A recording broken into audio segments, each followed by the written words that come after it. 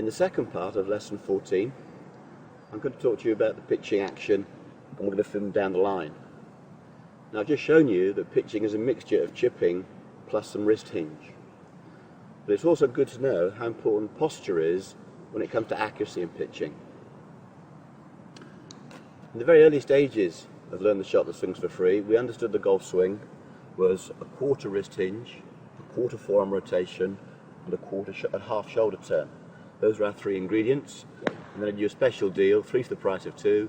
If you hinge your wrist and turn your shoulder, you get your forearms for free. Now, the club maker's really clever. When he gives you a driver, he's got a long golf club. And you can see the angle between the forearm and the shaft is quite great. So really, you've got most of your wrist hinge before you even start. The wedge is a much shorter club. You can see the comparison. So there's not much of an angle here between my forearm and the shaft. So therefore, I have to find quite a lot of wrist hinge when I'm using a pitching wedge. Now, this is what is counterintuitive about pitching. You might feel that if you start hinging your wrists, you'll be less accurate. But that's far from the truth. You need wrist hinge for accuracy. Could you imagine throwing a dart with a stiff wrist, or playing pool or snooker with a stiff wrist? You couldn't do it. We have to have an element of wrist hinge. So when I go through my pre-shot routine and offer the club, I tip from the hip to build the grip. You can see that my posture is quite extreme. There's a bit of knee flex. So what's going to happen, I'm going to have to find the most wrist hinge in the least amount of time. The length of the backswing is governed by my posture and my shoulder turn. So here's the mixture of shoulder and wrist. Now, you might think that's a half and three-quarter swing, but it's actually a full wedge swing. My physique allows me to hinge my wrists, rotate my forearms and turn my shoulders. That's a full wedge swing.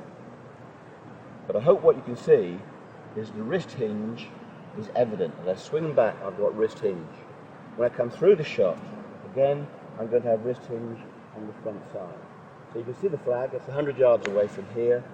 Through my routine, I'm going to mix shoulder to wrist, a full blend and a full release.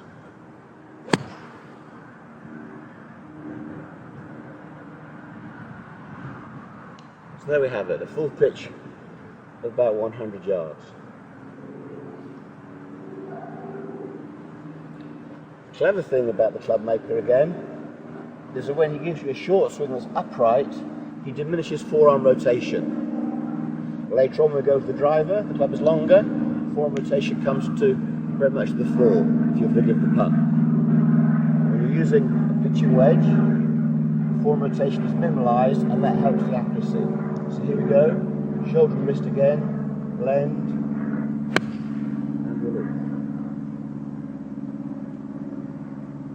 Now the second shot was more accurate than the first one. It's very easy when you're under pressure to stop hinging your wrists. And if you play wedge shots of a square stance without wrist hinge, you are prone to pulling the shot left. So if you have a flag left and water left and you don't want to pull it, remember that wrist hinge is just salvation in that instance.